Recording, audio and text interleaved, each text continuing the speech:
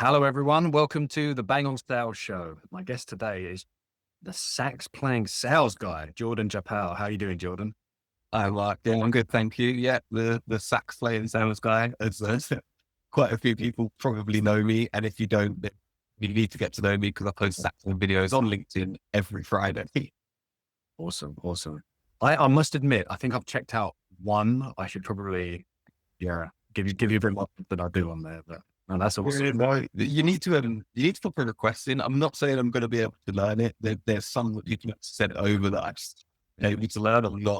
I'm not professional. Um, I picked it back. I used to play as a kid, and I stopped when I was like 14 because there was much more interesting things for a 14-year-old boy to do. And then just after lockdown, so lockdown was like everyone was getting into new hobbies, and I didn't really follow that trend. I just sat around watching Netflix. But after that, when things kind of went back to normal, I was like, right, I need something to do with my spare time.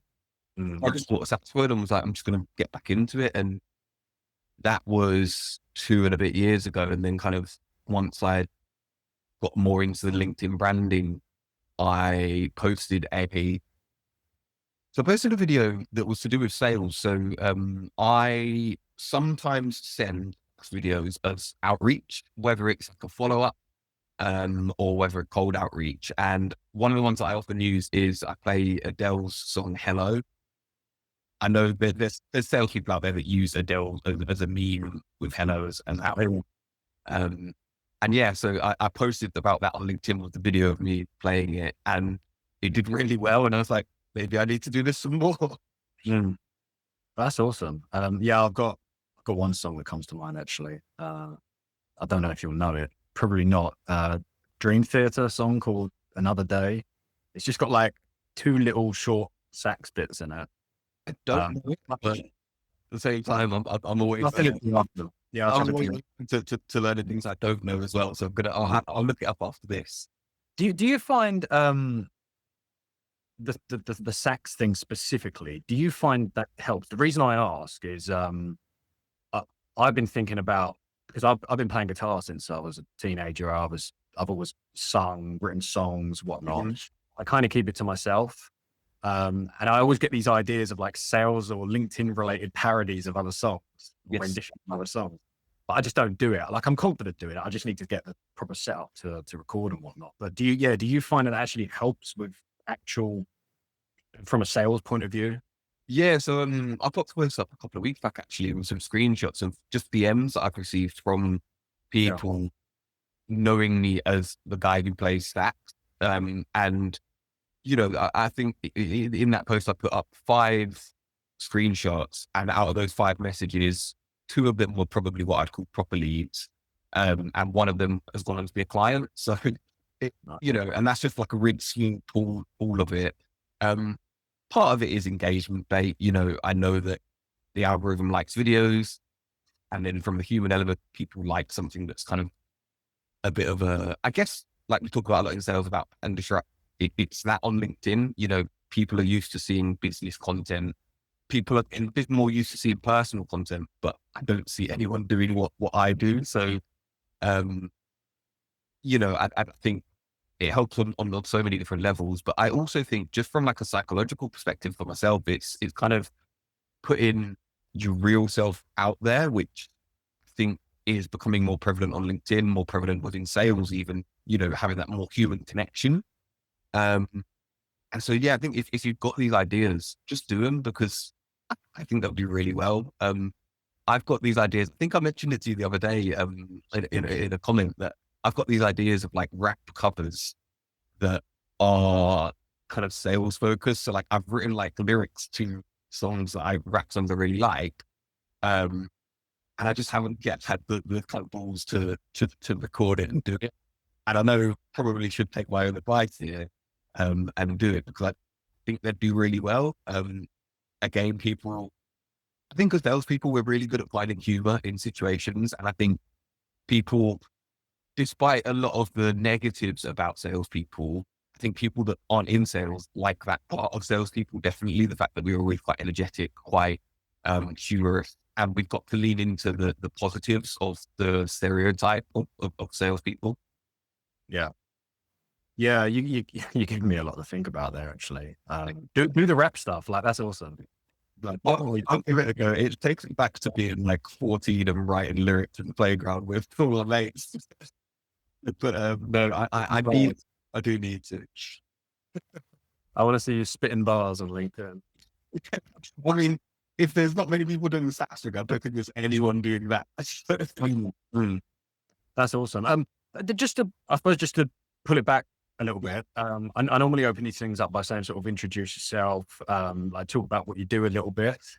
Like really briefly, John, from a, yeah, what do you do? How do you pay the bills? Let people know a little bit about that. Yeah, so top level, I'm a freelance sales consultant, mainly working with marketers, creatives, marketing agencies, that sort of sphere. So I've been in that world for just over 10 years now. Um, Started in digital advertising, went into affiliate, went into SEO, always kind of selling those services, but getting a bit of knowledge of the marketing itself. And then last year, I faced my third redundancy in 4 years, and decided, do you know what, I need to do something for myself. And so that was where the name of the agency was born, Fourth Path, because it's kind of like my fourth step after three redundancies. The number four is just a really special one to me as well. I was born in the 494. So it's just kind of like a recurring number for me.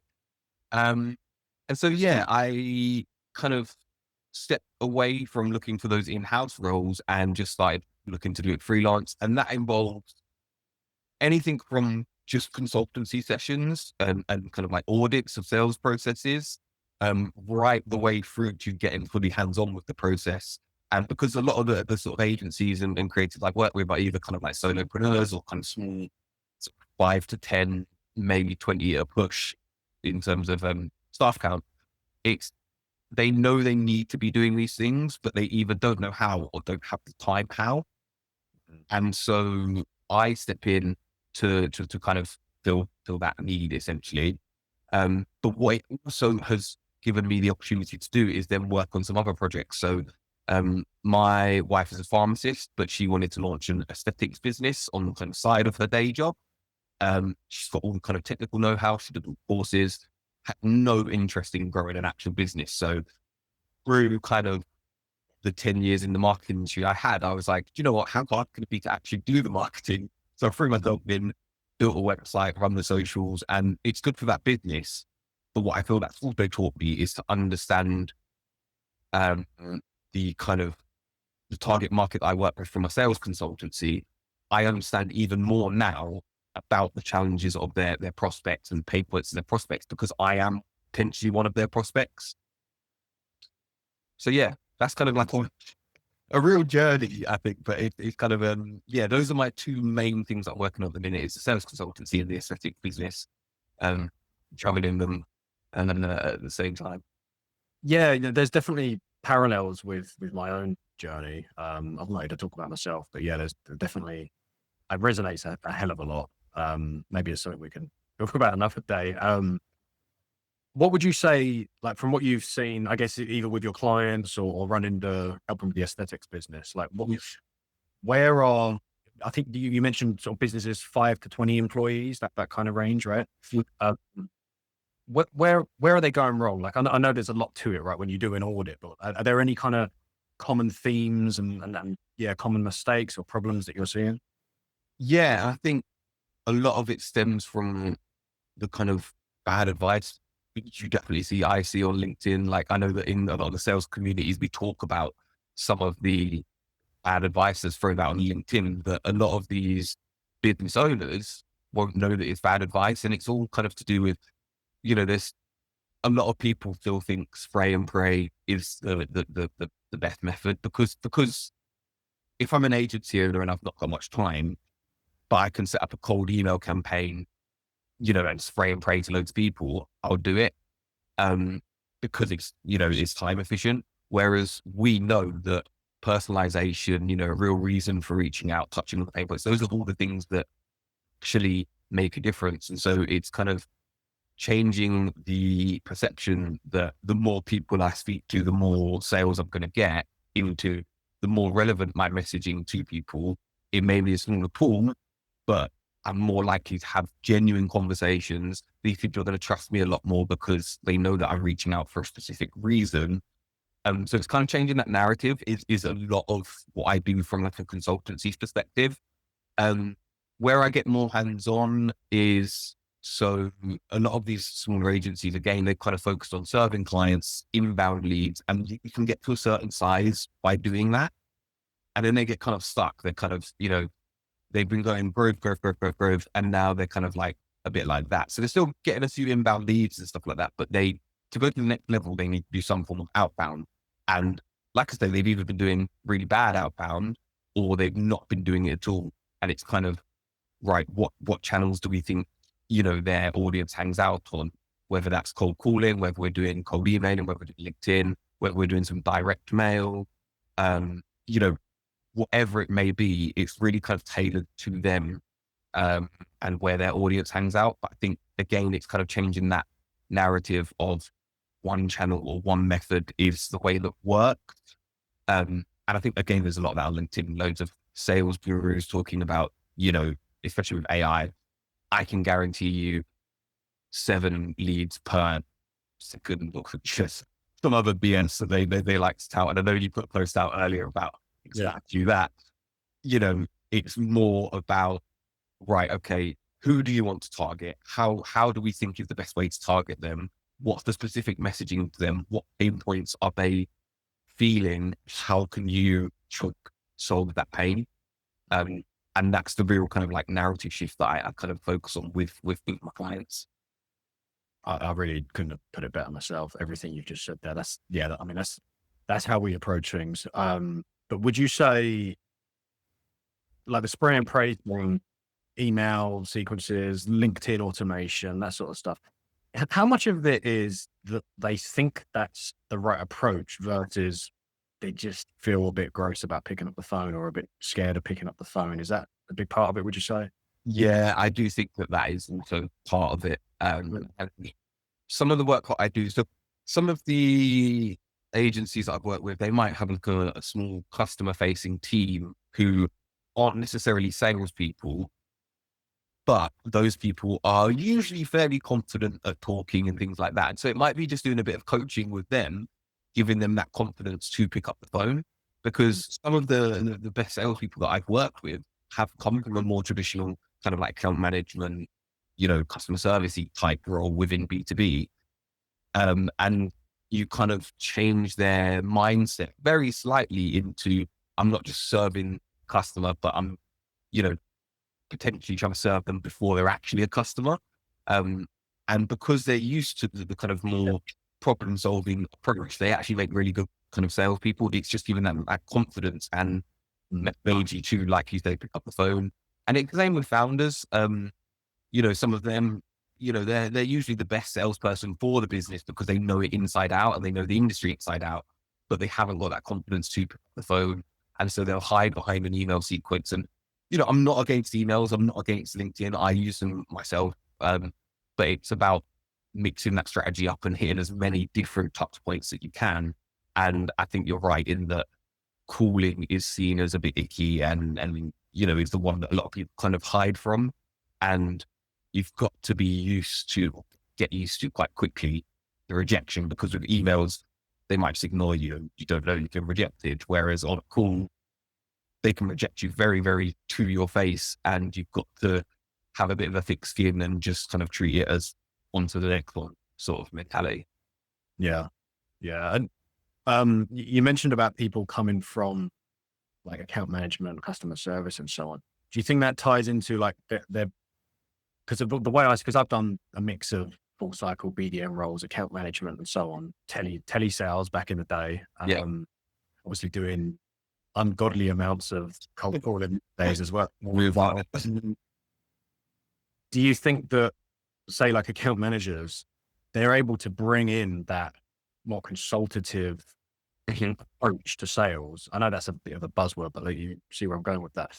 So really, it's almost like we just need to like polish the diamond, so to speak. Like there's something in there. They've got the bit that you need of like genuine curiosity, a kind of problem based approach to sales. but they just need to get over that, like, actually, I do need to do the hard graft of just picking up the phone and talking to people and whatnot. Absolutely. I think with kind of the more traditional, I suppose, salespeople like ourselves that started in telesales, we're very, I don't know about you, I might be speaking for you here, but I fell into it. Like I joined a magazine company, it was my first sales job, and I didn't realize how much sales I'd be doing. I thought there'd be an element of magazine stuff. I've got a background in media and filmmaking, so I kind of, and then I just kind of fell into the sales team and was really good at it. And that can happen. Whereas I think the people that are more kind of on the customer service side, particularly in the industry that I work in, they're usually got like a journalism background or a marketing background or something like that. So they're really interested in the industry.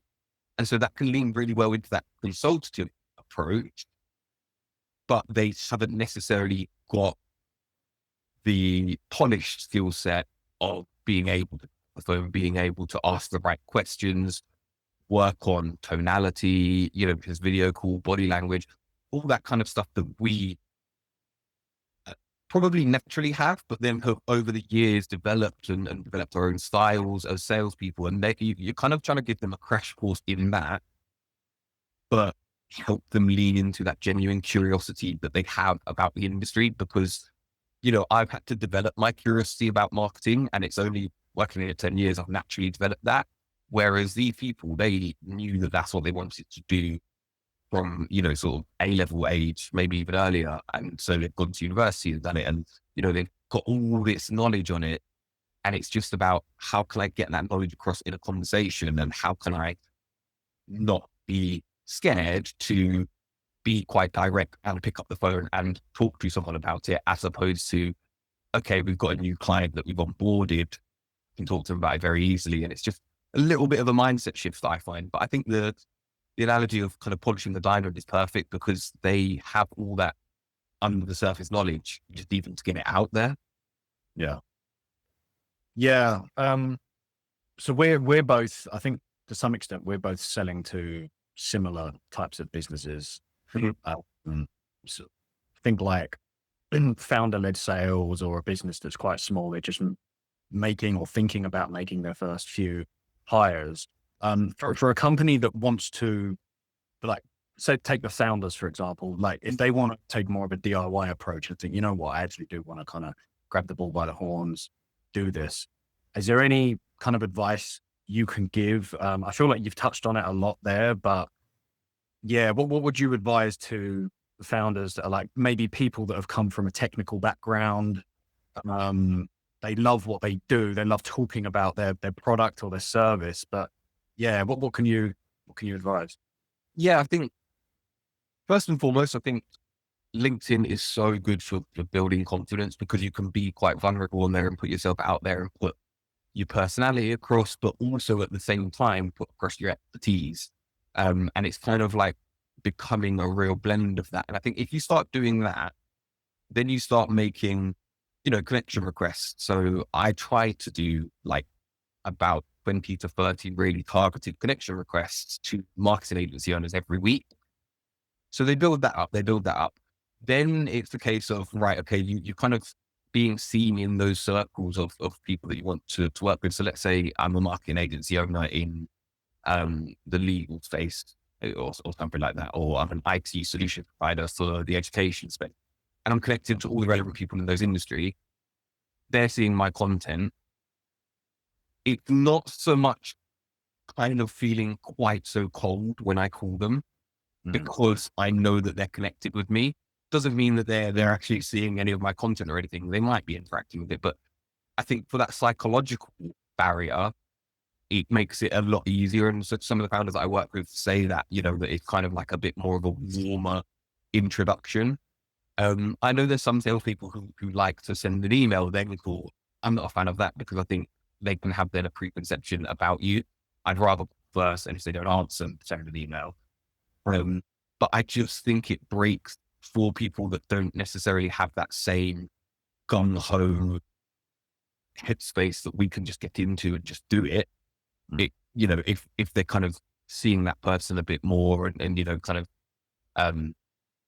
hoping that person's a bit more aware of them, they'll start to do it. And then once they get that confidence, I find once you know, they do some calls, we do some feedback with them, you know, I have a bit of kind of a discussion with them. They then start to get more confidence on it because they'll have faced some rejections, but they'll have had some really good conversations. With founders, I think the aim for them is it's not even necessarily to sell. If you're a small company, a lot of the kind of negative results or even just the conversations that go nowhere should teach you so much about what you're doing right, what you're doing wrong, what people want to see, what they don't want to see. And so then when they're kind of, you know, a bit more uh, confident, they can then go into kind of what we do more, a bit more of that complete, okay, here's a list of leads, pick up the phone and call them. It's just about those kind of baby steps to get that confidence, I guess.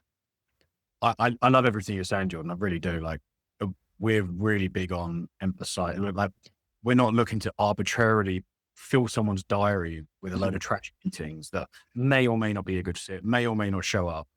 Really, we're big on, you kind of alluded to it, conversations, Mhm. like quality conversations that we're having. What are we learning?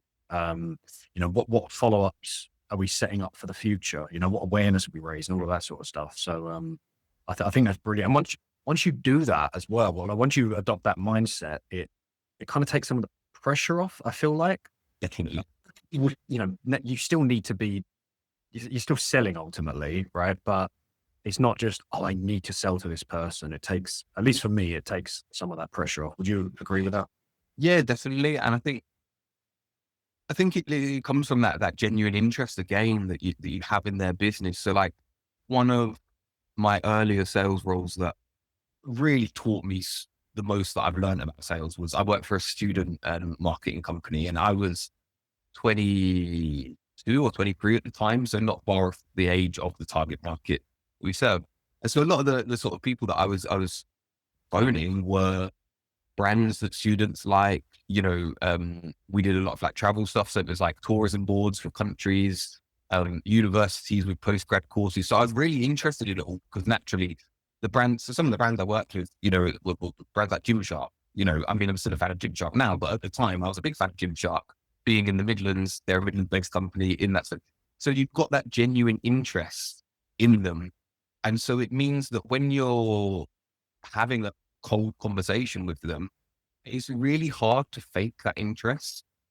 And I think gone are the days of salespeople pretending, you know, you've got to have that genuine interest. And so I think with founders, again, they've got that genuine interest in their clients. And a lot of the work that I do in kind of identifying the right sort of target persona for them to, to reach out to is which clients do you really like working with? What industries are they? What, you know, level are they? Are they a marketing director? Are they the founder of that company? And because they're already working with clients who are like that, they know how to converse with them and they're really interested in those clients. That translates really well into those prospects, you know, because again, there's that genuine interest in that space. Yeah. If you don't mind, I just want to kind of change angle a little bit, Yep. or change direction. I know we've got maybe 5-10 minutes left. We shared a few talking points Mhm. recording. One of the things, and you touched on like redundancy and so on, but there was a word there, anxiety, that you Yes. used, and how that led to your business journey. And I'm really curious about that because it's something I can relate to. You know, I've gone through, as I kind of said, similar experiences, not necessarily redundancies, but just, you know, like being a statistic in terms of like sales tenure, being a bit of a job hopper. Sometimes it was successful, sometimes not, but you do start to get this little bit of creeping, whether it's self-doubt or, you know, whatever. So could you talk a bit about that? Like what's been your experience, your journey with that sort of stuff? Yeah, definitely. So kind of, I'm one of those people who I wouldn't have realized it till recently, but I've probably suffered with anxiety in different forms throughout my whole life. And it almost seems like unbelievable for people who do sales and who do cold calling and things like that. But I think probably more of us suffer with it than speak about it. Um, and so I think I kind of got to a stage. This was before one of my most recent redundancy. Well, actually, my last two redundancies, I've already suffered with some anxiety then, and you then start to get the whole right. Okay, I've got some anxiety. I started working on it with therapists and stuff like that. Thought I was in a better place. Then the two redundancies came along and they absolutely floored me. So um, it was about this time last year. I think it was August last year was my last redundancy. And I spent 2 months just in a whirlwind of a headspace. I didn't know where I was, what I wanted to do. I had started a job at a huge agency in London that was more account management and less sales, and it just wasn't for me. And did like a week and a half there, and just then left that because it didn't feel right. And you're just in this headspace of I think part of it is also where I'm at in my career. 10 years in, you feel like I can't transition to anything else, but what do I want to do? And so through kind of a lot of talks with my wife, a lot of talks with my therapist, um, and a lot of rediscovering myself. So I played a lot more saxophone during that time. I picked up a new hobby. I went started to go fishing, which was very good for just being outside. Started running again, and just especially running was a lot of good thinking time. Think, what do I like? What do I not like? And I thought I was at a stage of I didn't want to do sales anymore, but I came to the conclusion that no, sales is what I love, but it's working for these companies where there's always that risk of I might lose my job. That was the worry. And so kind of came to the conclusion of if I take that ownership and start, building something for myself, yes, I might lose a client, but I've got 6 or 7 other clients or whatever, or my fingers in different pies to, have that as kind of fallback options, as opposed to I'm putting all my eggs into the one basket of this company who are paying me my time salary, my commission. And so it was a real kind of journey into rediscovering myself, rediscovering um, what I enjoyed about sales, and I think bringing that creative element back into it. So, I like I say, I used to do a lot of meme stuff and a lot of we used to do that in the student marketing world. We used to do some direct mail and loads of like really creative stuff. And I kind of lost touch with that. And then I think kind of going on this journey of myself and becoming the plain sales guy, and, it just helped me get back into that creative headspace, which I think I've always had with a creative background in filmmaking and, that kind of stuff, and really rediscover myself. And I think there's a lot to be said for, um, that anxiety of picking up the phone. And I definitely got back into that headspace of that. Like I didn't enjoy cold calling. And the one thing that I would say that got me back in confidence of doing that was just doing it and throwing myself into it. And I know that's very much easier said than done, but I think it's, you've got to have a bit of short-term pain for that long-term gain. And I know that's a really cliche saying, but it was kind of, right, okay, you hate cold calling now, you hate sales now, but deep down, you still love it. So go through that hard part of like some of my early cold calls, especially for my actual sales consultancy. I was doing cold calls to market agencies. They were awful because I was in a bad headspace for it. But by pushing through it, I rediscovered and found that style that, um, that really resonated with who I was as a person. And I think, yeah, I know that's a really long ramble about it, but I think that's kind of the personal journey that I've had, and some of the bit of advice I would give to anyone is, you know, challenge yourself, because the best way to overcome that anxiety is once you get those wins, it's like, right, okay, it validates, no, you are actually good at this and this is what you want to do. I know it's a journey, a big journey. No, I feel like I keep saying this to you, but like just spot on again. Like that's well, we've got a lot in common, I think, in a lot of areas. Yeah. And like especially what you, it's funny actually because I had similar conversations with my wife. Starting out cool rant, and a lot of people view starting a business as it's risky. What if it doesn't work? It's like, right, but we're at a point in time where it's arguably riskier to have just a salaried full-time job. Because Yeah. like you said, that basically means you've got one client. Whereas if you start your own thing, you can have several. Like you say, one or two drop out, whatever, you can fill that gap. It's fine. You might see a dip in revenue for a time, but that's where we as sales people, we know that's where you got to keep your pipeline topped up. You got to be having regular conversations, don't rest on your laurels and that sort of stuff. So yeah, I think my wife's finally kind of coming around to it, and she's convinced now. Yeah, which is that's like half the battle, right? It is, it Um, definitely is. yeah. Do, do you I'm asking, I might be in a bit of an echo chamber with like LinkedIn and whatnot, but do you feel like we might be seeing I want to call it like a renaissance of um people doing what we're doing, essentially, like realizing I'm staying with some of these companies is a mug's game, and I'm jeopardizing my livelihood by doing this. I'm sure anyone watching this, like like sales staff turnover is so high, constant seeing like layoffs and things like that. I've been laid off. I was laid off at the start of this year, Mhm. unexpectedly, like really unexpectedly. And so, yeah, yeah. Do you feel like are there more people doing it, or is it just what's coming up on my feed? Or yeah, what are your thoughts on that? I think so. I think it used to be, I think freelance sales consultants, those sorts of people were very much in the one sector of SaaS. Like for years, I've seen SaaS sales consultants, freelance SaaS, that kind of stuff. And I think there seems to be more and more people from a much wider array of sales industry, whether it's recruiters, whether it's marketing, whatever it is, that seem to be stepping into this kind of self-employed field. And I think that's a win-win for everyone, because I think for companies that don't necessarily need full-time support, but they need some help, perfect for them. For people doing it like me and you, perfect, because again, like you say, we can have 6, 7 clients and we're not relying on one source of income. Um, I am seeing it grow. What I am also seeing, and I'm not even trying to be negative here, but what I am seeing on the flip side is people that are taking that step that probably aren't ready to. So seeing someone who's done like 6 months or a year of sales in something, and then they go and launch sales consultancy because they've read 5 books about sales. And it's a bit like, I, 1 year into my career, I would have been awful at being a sales consultant because I just knew one sort of strategy of sales. It was very, you know, pretty much on mass cold emails followed up with cold calls, and that was it. And it was very, that sort of thing.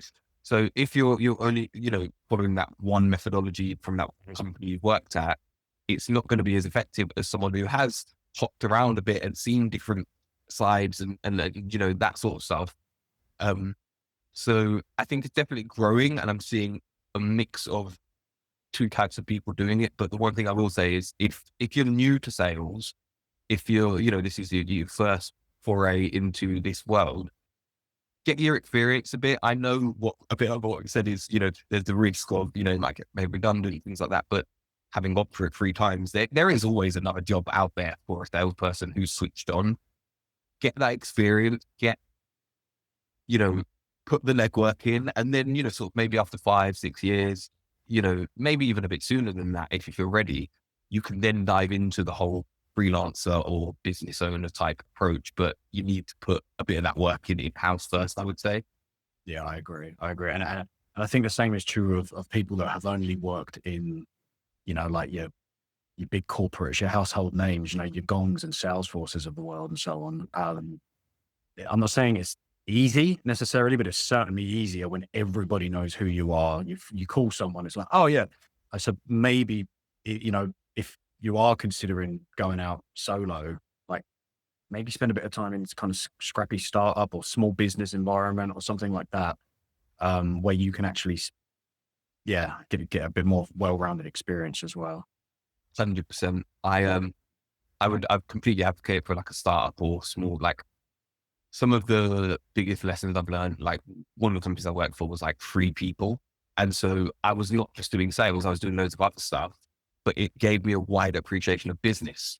And you wouldn't get that, there's no way in a big company as a salesperson, you're going to be doing any account management. You're going to be doing any, like I used to do some of the social posts and stuff like that. What do I know about socials? But it gives you that full perspective that you probably get at somewhere bigger. Yeah. Yeah, 100%. And you might also find that you learn enough about those, similarly to what you described earlier on, like spend enough time in those environments, that can become your ICP because you're going to see where the pitfalls are, where they're making mistakes and the gaps and so on. So yeah. Right, John, I think we're at time here. Before we close off, is there anything else you want to share? Anything you want to shill? Obviously you talked about what you do, but let's chuck in a nice call to action there for people. What do you think? Yeah, I mean, if you want to chat about anything sales, just, I'm very much on LinkedIn loads. So just about Jordan Japal, the sex player and sales guy. But genuinely, if you just want to see something a bit different on your LinkedIn feed, follow me on LinkedIn because every single Friday I post a saxophone video. I haven't missed one yet for the last 2 months. So yeah, I think that's the one thing I want to say. I'm not going to hard sell. I'm not going to, really push, come and work with me in sales. But if you just want to see something a bit different on LinkedIn, give me a follow. Awesome. Awesome. I am going to hard sell actually. Please subscribe. Please like, leave a comment, come and show Jordan some love. I'm getting very consistent asking people to do this now. So subscribe, please. But yeah, thanks, Jordan. I really enjoyed this one. Hopefully we'll get you on again soon. So yeah, cheers. Thank you, Mark. Bye.